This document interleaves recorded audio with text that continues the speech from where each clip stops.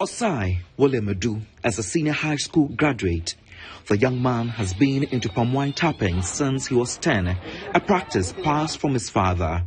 He is 18 years now, and the thought of not wanting to disappoint his 6-year-old father, who is now sick and all well fit to go to the farm, keeps him on his toes to work harder. As he heads to the farm, he says a goodbye to his dad and asks for his blessings. It is casually said in this community in the eastern region of Ghana called Yaw Adipa that palm wine tapping is the first profession of every male child. The people of the community equally regard palm wine tapping business as their second nature.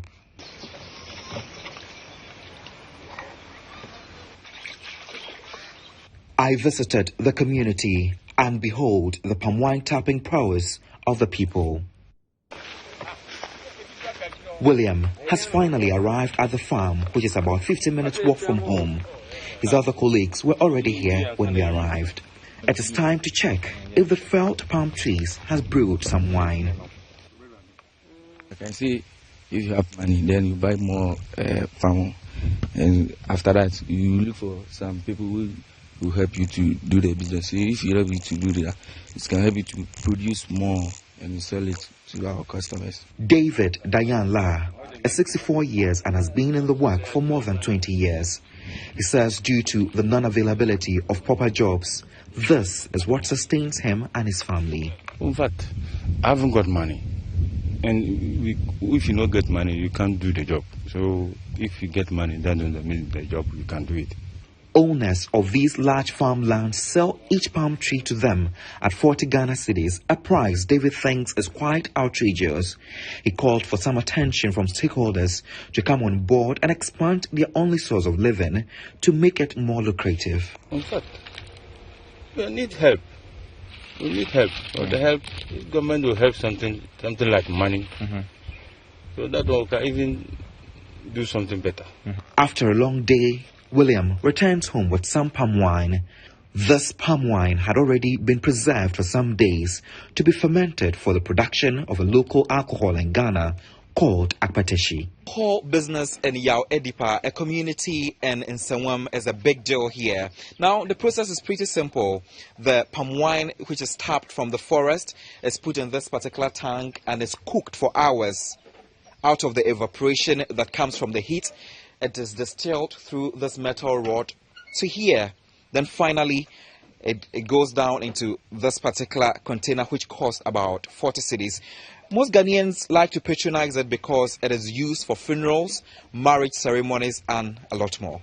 A drive through the community shows that most of the youth are either engaged in bricklaying or mechanic jobs.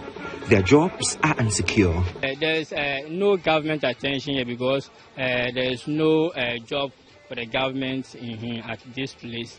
Some of them just do wedding and animals. Well, yeah. The government of Ghana in 2016 introduced the One District, One Factory initiative to favor the formal and informal sector, but these residents are yet to benefit from it. On Friday, August 25, 2017, President Akufo-Addo said the government's One District, One Factory project will create over 80,000 jobs. Every district in our country abounds in raw materials, and it is the vision of government to create economic growth poles out of them. On Thursday, November 26, 2020, the Vice President of Ghana, Dr. Mahamudu Bawumia, said job creation is among the governing NPP's successful feats. Nearly 19,000 direct jobs have been created by the 76 operating 1D1F firms. So, how can such businesses, which have become community tradition, be roped in the government's flagship One District, One Factory policy to create wealth for these local people? But more importantly, what can be done for the youth like William, who is awaiting to continue tertiary education with hope of not returning to be a palm wine tapper without a dream? Godwin Asediba, GH1 News, Yaw Adipa, Eastern Region.